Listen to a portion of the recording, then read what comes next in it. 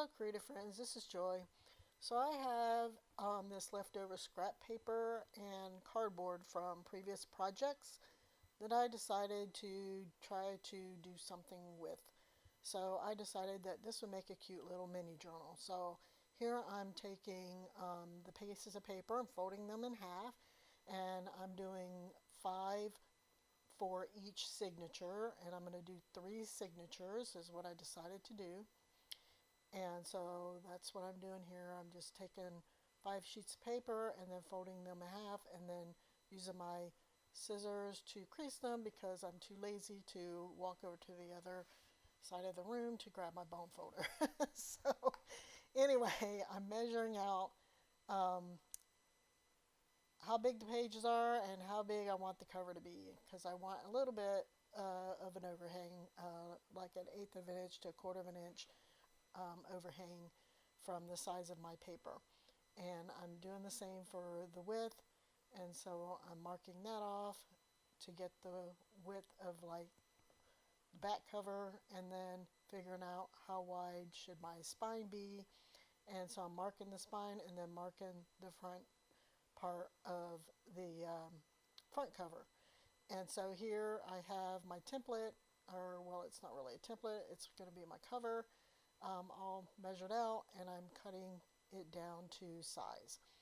And then I'm using my ruler, and again, being lazy, oh no, I'm going to decide to get up to go get my bone folder to crease the cardboard so that I could get it, to the shape I need it. And I'm just double checking to make sure that it's a good fit. And it looks like it's a pretty good fit, and I like the amount of overhang that I get all the way around, so I'm good with it. So then I go get some scrapbook paper that I thought would look cute on this little journal. I'm deciding, do I want to just wrap the thing in the same paper? What do I want to do? But I decided no. Um, I don't want to wrap the whole journal in it. I kind of would like to have a different scrapbook paper for the inside as versus what's on the outside. So I got the tape. This is some pretty sticky, heavy duty tape.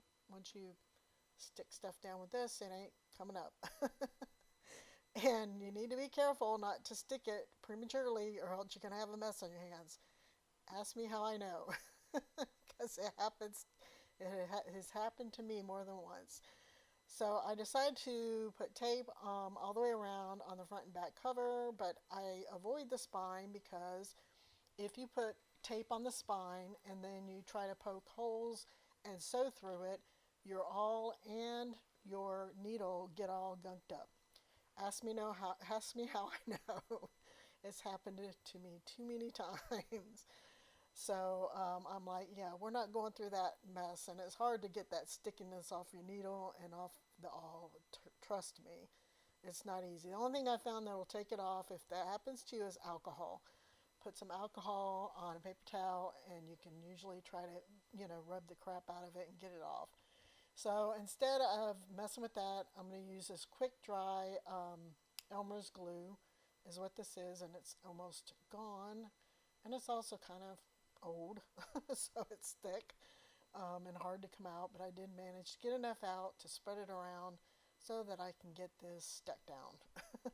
And it's a little crooked, but again, as I said before, you're not getting that sucker back up once you stick it down. So it's like, it is what it is. So, yeah, I'll just have to live with it being a little off. But, that's the way it goes. And so here I'm clipping the corners and then little triangles where the folds are because it just makes it easier to wrap it. And with this, I glue those little tabs down for the spine. And then I got a thinner tape that I'm using to tape down the edges of these little tabs that I've created. And so that'll give a nice finish to the edges of this cover. And so, yeah, that's what I'm doing here, is adding this red tape. And I'm actually almost out, so I'm gonna have to see where I can get more of this stuff. I've had it for a long time, and I'm running out. So yeah, it's best if you like fold from the middle when you fold up those tabs, and then go from the middle to the outside, because you can get it off when you try to put the do the tabs if you don't do it from the middle out. Trust me, and ask me how I know, because it's happened to me where I got them all like wrinkled or crooked or. But anyway, so I decided that I went through my stash of paper and decided that this would be a really cute for the inside of this little mini journal. And so I'm just cutting it down to size. So I got it the right height, and now I need to see what the width of these should be. Cutting that down, and then I'm cutting a piece for the spine. And I believe the spine on this is an inch, if I remember right. And again, I'm using the glue to glue down this little piece to the spine.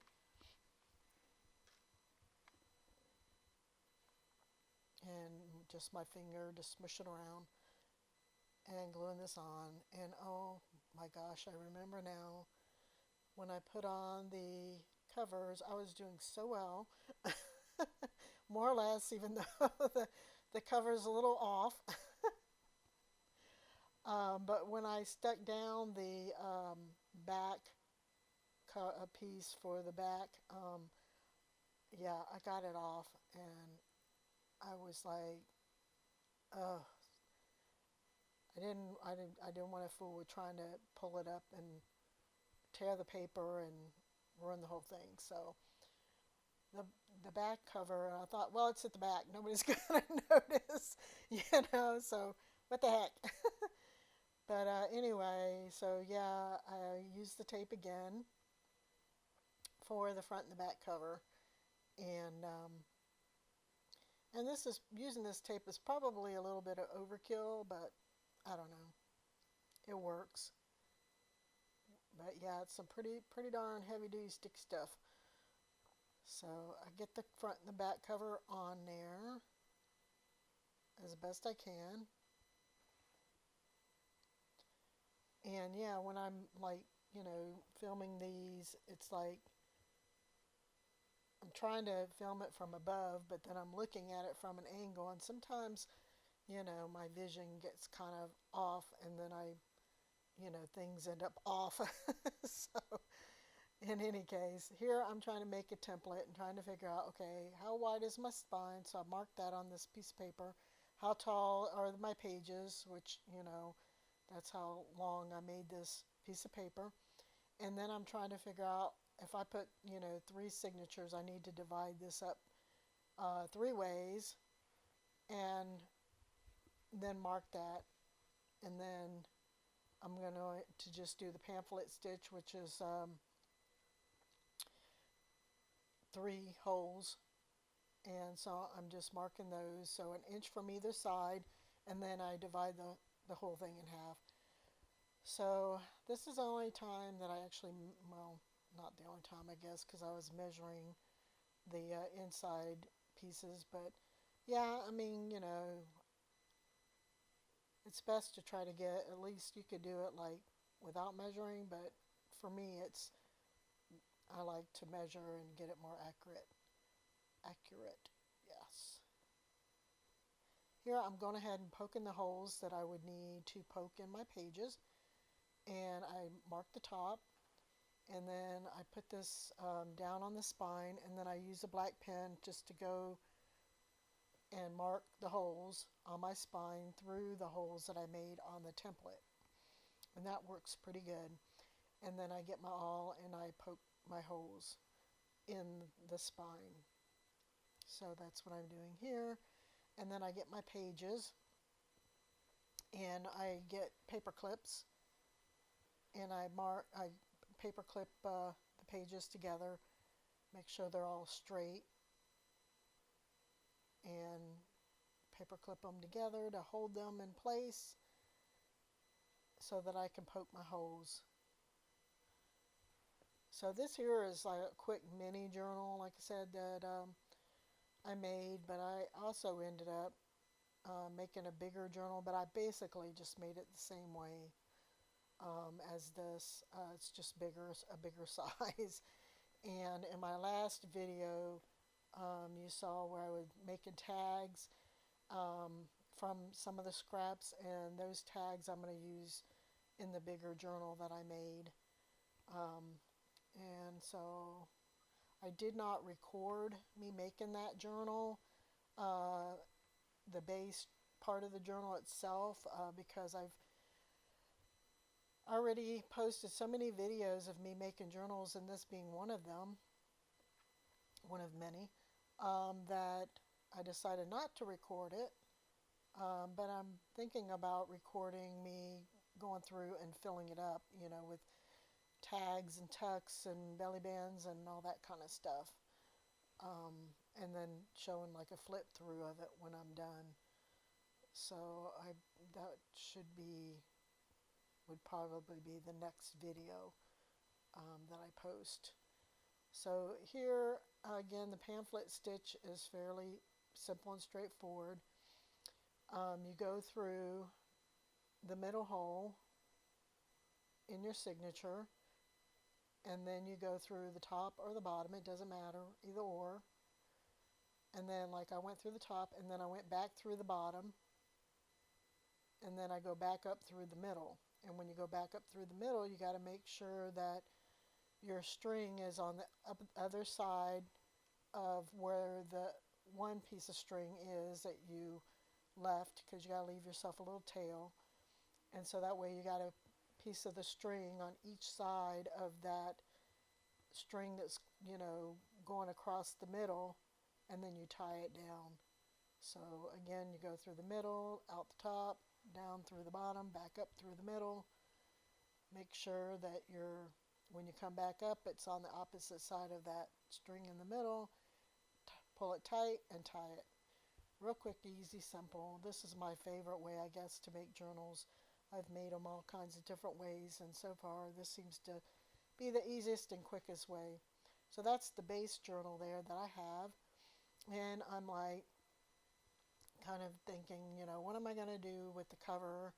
I kind of like to put something on the cover. Maybe I'll use this little piece of corrugated cardboard to put like a little, assembly of something, I don't know, on the cover. And I'm like, yeah, I kind of like that. So I looked through my scraps to see what I could find that, I could put on here to put on the cover of this little journal. And I've got these little baskets. It's got all kinds of scraps from previous projects. And I'm trying to see what I can find that might be interesting on here. So I get a little piece of coffee dyed paper, a little piece of text page, and a little piece of coffee dye, or it's a tea bag, piece of a tea bag, I think, or maybe it's a piece of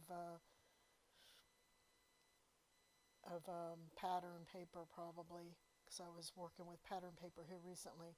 So I glue all of these little pieces down that I found in my scraps. And one of those is a little piece of a jelly print that had some green on it that seemed to match the front of the cover. So I thought, well, that's cute to have a little piece of green on that. And then I decided to ink the edges and give it a little bit of grunge, even though the journal itself isn't really kind of grungy, but I do decide to ink around the edges of that as well. And here is a piece of cheesecloth that I had left over from a project. So I'm just inking it up to kind of grunge it up a little bit and seeing how that's going to work on the front. And then I'm like, oh, look at these little pieces of, that I cut from the journal when I was sewing it. Those would look cute on there. And then this butterfly. So I ink around the butterfly and put them little, leftover pieces that I cut off from sewing the journal down. And then I get some Aleene's tacky glue, which this is like some really old, really thick glue, so I was having trouble getting some of it out, but I got enough out. Decided to stick some of the ends of those black strings into the glue so that they, would at least be in the glue, and then put the butterfly down. And then I bent the wings up a little bit to give it a little bit of dimension because it was awfully flat. So I bent those up a little bit. And then I was like, oh, that looks cute. So I decided to ink around the edges of the journal cover. And then I'm like, this is a really cute journal, but it's having a closing issue. It's having problems staying closed. So I decided I needed to put something down or on it to keep it, help it stay closed. And I'm thinking about that. Should I, shouldn't I? I go to stick this down and I'm like, you better. You better, because you're going to regret if you don't. So let's go see what I can find. So I found some of this green thread in my stash. And one of the ones on here, it's like a lacy kind of thing. I thought, well, that's cute. That'll work. And so I slide it underneath the